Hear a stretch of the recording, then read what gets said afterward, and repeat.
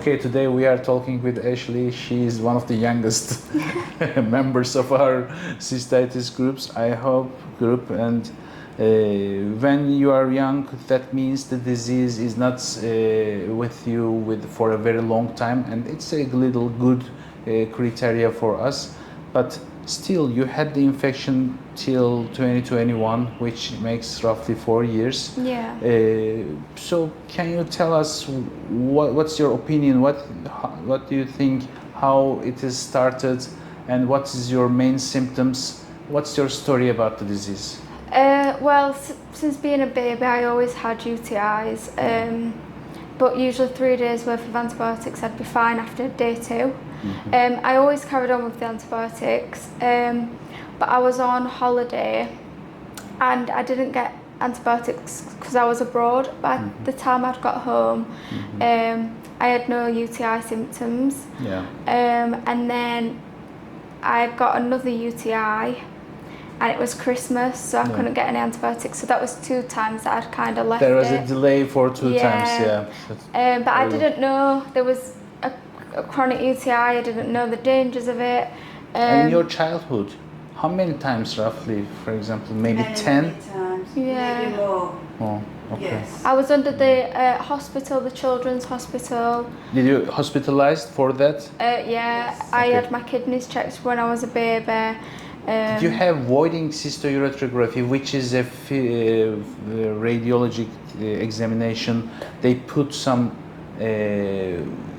fluid into your bladder, and they make the film during that. No. Okay, because your kidneys looks quite normal. Sometimes there is a disease which is called reflux, reflux of the urine to kidneys, from bladder to kidneys.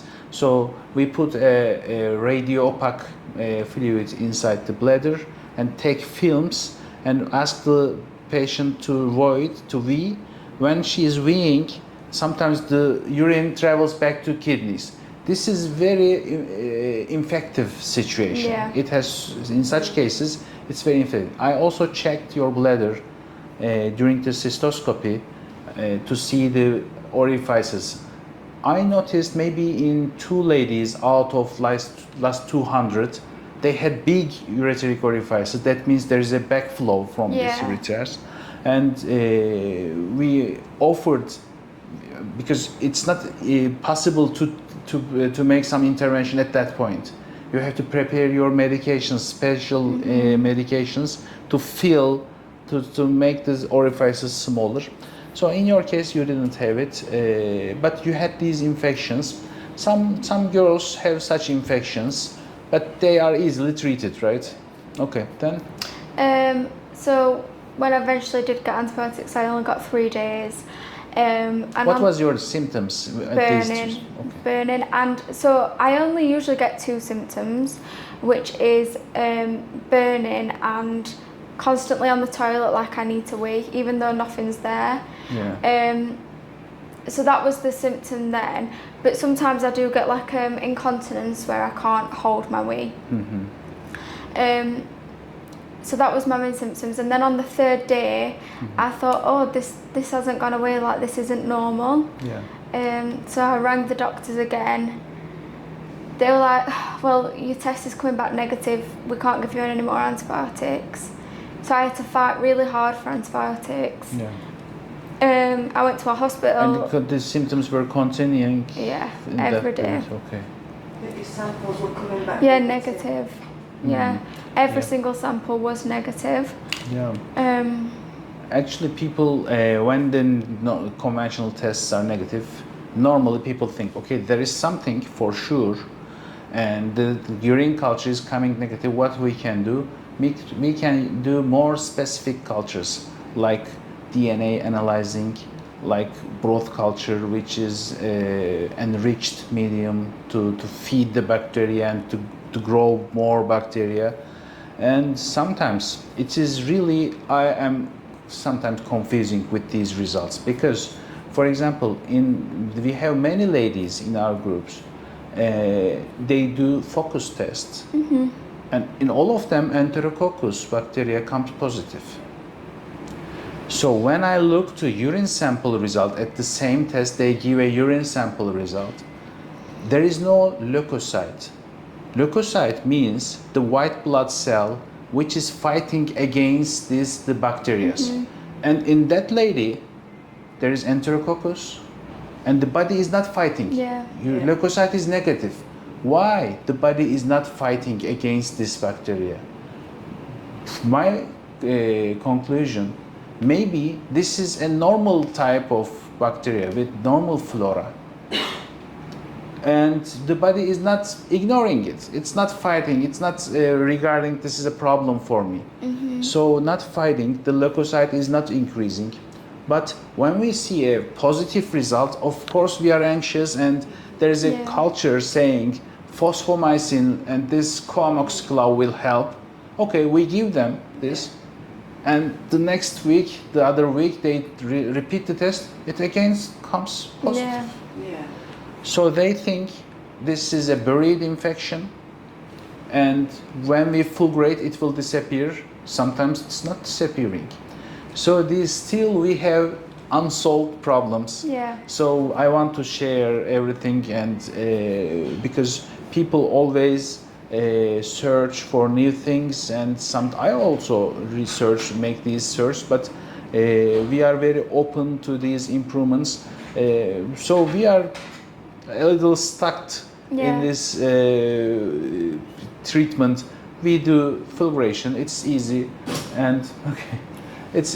and sometimes it gives a complete response. No bacteria is overgrowing. Sometimes it gives a continuous enterococcal infection. So you had the constant issues, and you find out there is fulguration, right? Yeah. So I joined a group chat on WhatsApp. And I met someone that's from the same city as me. Yeah. And we had the exact same symptoms, the exact same treatment. We went to Harley Street in London. Yeah. And we met up for coffee, and she was telling me everything. I think she was about 2 weeks post-op at this point. She'd been to you. She was 2 weeks post-op, and I just booked it because at that point I was really struggling with burning. That is just the one thing I want to get rid of. I can't. Did you get any response from Harley Street treatment? Yeah, with trimethoprim, but I've got a very fragile belly. Yeah. And I can't tolerate trimethoprim because it makes me vomit, and it is quite bad. I ended up in hospital dehydrated because of it. But that's the only response I got from it, and that's why I was symptom free before I came. Yeah, so, I think the use of these antibiotics really have an effect, have some effect, and in some ladies it comes a little late, maybe 3 weeks, maybe 3 months, but it has some effects. But the good thing is it has the effect and makes the life more tolerable. But if you cannot get rid of them completely, I think you better try the fulguration. Yeah. Do I recommend use of antibiotics before the fulguration? Yes, but not very long term, because there is a significant difference between the ladies who used these long-term treatments and who never used. The response, the healing, recovery is very easy, though in those ones who didn't have the long-term antibiotics. So everybody can use, of course, and I know it is making the lives better, but very long-term is not a good idea. I think I was off antibiotics about 3 weeks before I came here, and I was completely fine. I probably was like 95% symptom free in terms of burning, but the incontinence was still there. But my main thing is to just get rid of the burning. Like, it's really tough. If it's burning and stinging, I can't do anything. Yeah. Okay, so we did the fulguration. Now we have to answer your questions, and the first question of you was you had the catheter for. You had the operation on Tuesday morning. Tuesday morning. Afternoon, Today is Thursday, so you had 2 days with the catheter. I like to keep the catheter 2 or 3 days because it keeps the bladder collapsed, Yeah. closed, and this is a better for tissue healing, because when the catheter is out, the urine will be collected in the bladder and it will expand, and this will stretch the scar tissues. So the first couple of days is better to keep the catheter, but you had too much irritation, right? Yeah, I wasn't sleeping. I couldn't get comfortable. I felt like I needed to wee on my own. I felt like I could go to the toilet and wee. Yeah. So most of the ladies is having really no problem with the catheter, and they usually say, "Oh, I didn't feel it, and the bladder didn't feel the urine was going out, so I didn't go to toilet. I slept last night for 6 hours, which was impossible for me." So most of them is tolerating well. If there are too much ladies having too much problem like you, I will not use it or change the but usually it's tolerable. And you said there was some discharge around the catheter. So a bit yellow, white. So the body is fighting against it, and it's trying to get it out, and it's producing some secretions to get rid of this abnormal thing. Even my body didn't want it. So the body is producing secretions. This is normal. Sometimes it is very itchy, sometimes painful. Yeah. But now we removed, and now you are relaxed, right? Yeah, I feel more relaxed. My back's hurting, but I'm okay. Just if I'm not able to wee on my own, then do I get in touch with you? Yeah, we have to put the catheter again. Okay. That's why we keep the catheter a little long. That's another reason, let's say. Because previously I was removing the catheter at the first day, and maybe 5%, maybe less, but there was a couple of ladies who couldn't pass urine. So it is very distressful, very irritating situation. You fill with urine, you cannot wee, and we have to put the catheter when you are awake. So putting the catheter in the operation is easy, but putting it when you are awake is a little uncomfortable. So there's I feel like there's a difference between not being able to pass urine and like small trickles, like a UTI. Yeah. If I'm having small trickles, it's enough. That's fine. Yeah. Okay. So I don't know what antibiotics to have because my belly is fragile, and I usually do better with ones in like capsule form. So if they're in a capsule, I have got nitrofurantoin at home, but I am very fragile there, and anything makes me sick and diarrhea. Which is the most effective and the less side effects for you? Nitro is good for you? I only started that like maybe 8 weeks before, and then I came off because I felt okay. But the trimethoprim has been the best, and it always will be the best, but I can't tolerate it. Yeah, sometimes we can use some medications for the stomach to decrease the acidity, and it works better. And in my patients here in Turkey, I used antibiotics only for 20 days without any Hiprex, without any nitrofurantoin. We stop everything.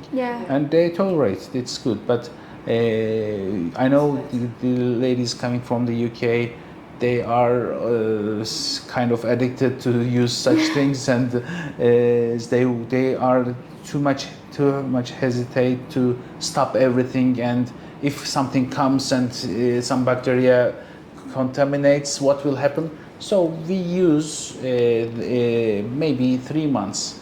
We can use the longest period. But in your case, you have to check, and normally I'll use 20 days of an antibiotic like Suprax or Bactrim is the trimethoprim. Yeah, Bactrim, I've had that before, and it was really, really good. Yeah, so maybe we have to start with this. So first we start with a real good antibiotic for 20 days, sometimes 1 month. Then we use Hiprex or nitrofurantoin, like they are a little weaker. Compared to real antibiotic, but we also want the chronic effect. So we will make such a arrangement. I think if you can tolerate, we can start with the trimethoprim. Trimethoprim or the Bactrim. stomach. Yeah, medication. stomach Do you use it? protectors. Yeah. Do you use anything like this? Omeprazole. I've got Okay. some omeprazole, but I don't know if that's strong enough. Yeah. It's Um, Is there any anti-sickness that you could give me as well, just in case I feel sick? yeah. This actually I don't use you routinely, but we can give Okay. you one Yeah. thing that. So what things should I avoid, and how long should I avoid them for? Yeah, so normally you will live a normal life. There is nothing like coffee and fizzy drinks. These are a little extreme, but coffee is not. You don't have to forbid it. You can drink a coffee 1 or 2 cups a day, but use a lot of water with it. Okay, you drink water and it will be better. It will dilute the coffee. Yeah. And for the spicy foods, they are not forbidden, but still, in small amounts, you will go back to normal life gradually. Yeah. It will take a little time, but we don't forbid anything strictly. Right. And for the let's say married people, 2 months is we stop sexual activities for 2 months, and then normal life begins again gradually. So people have to be careful at the beginning, and we sometimes offer using nitro, for example, before and after the activities for a couple of trials. Then if it is working normally, they can go back to normal life. And in the summertime, swimming, sitting with the wet underwear is not good. So swimming is okay, but not too long, not to expose the cold too much, and change the underwear as soon as possible. Looking at my video, do you think this surgery went well, and how long do you think recovery could be for me? Your lesions were a little moderate compared to extreme ones, so it's good. And the bladder didn't bleed it at the beginning till the very end of the procedure. It didn't bleed. It's very good. If it bleeds too much, of course, it is a very difficult recovery, and people have too much concerns because when they feel irritation in the bladder, it is because of the scar tissues, but they think, oh, still there is some infection. And I also don't know 100% if it is because of infection or because of scar tissues. So we use antibiotics. It's a little difficult recovery. In your case, I think it will be easier. Of course, it is related all to your symptoms and your recovery. It changes from patient to patient. 20% of the patients get instantly symptom-free, but the other 80%, it takes time. Usually it takes like 3 months to feel better and confident, and then after 6 months you feel better. After 1 year you feel better. It takes time. I heard that you can really tell like after 1 year. So yeah. Do I carry on with antibiotics then until I feel like comfortable to come off, or do I just keep in touch with you? Yeah, you will do monthly urine cultures, and will send them to me. If the cultures are coming negative and your symptoms are deteriorated, it's all finished, everything, so we can stop everything a little earlier. I will give also some supplements. You will use them, and but usually it takes 2 or 3 months. We continue the medications. And I know I have quite bad internal thrush. Have you got any like tips for that? Do I treat that? Because I have pessaries, and I'm guessing that would be quite painful. Can you use the pessaries? Is it okay for you? I can. Some people are very happy with them, so we use them. I always give pessaries. So at the 20 days of antibiotics, the first 20 days can change the vaginal flora too much. So at the end of these 20 days, I mean the day 13 to 20, the last 7 days, I recommend to use the pessaries. then I will give you some spare of them. If you need in the future, if you have some too much itching, you can use them. But if it is too much, go to gynecologist and have a check. Yeah. I've got I have 2 pessaries a week at the minute, and it's not budging yet, but Yeah. hopefully. And anything else you would recommend to like help me recover? Actually, live a normal life, Yeah. healthy normal life, and these ladies are experts on these Yeah. normal life issues. They try everything before the fulguration, so you know how to do it. Be normal, not do anything extreme. For the sportive activities, any activities, don't be extreme, just stay in the middle. Yeah. Live a normal life. No, there's no special recommendation, Just rest. and the water, maybe at least 2 liters a day. 3 Yeah. will be better. Because I'm so thirsty, but I didn't know if I could drink a lot or not. Yeah, actually, the color of the urine, if it is always clear, it's good. Right, You okay. don't have to see it cloudy and too much yellow. Yeah, because I didn't know if I could drink a lot or if I couldn't. but At I'm least 2 thirsty. liters. 2 liters. 2 liters, maybe 3 is better at Yeah. the beginning, first month. Yeah, okay. Yeah, I think that's all my questions. Okay, so thank you for sharing your experiences with us. It's important. We are gathering information and sharing them and trying to have more knowledge for this disease. Thank you very much. Thank you.